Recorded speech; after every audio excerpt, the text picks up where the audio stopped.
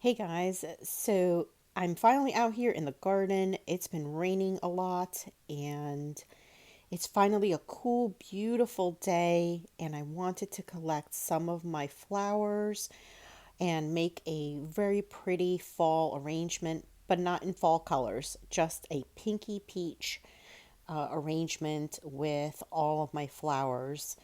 And I have lots to pick from.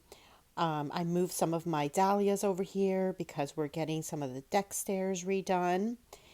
And I just wanted to pull some of the flowers. I have a ton of zinnias, and I have some more dahlias back here. And the one I really love working with is this Arabian Night. It's absolutely gorgeous. It is such a deep, dark red.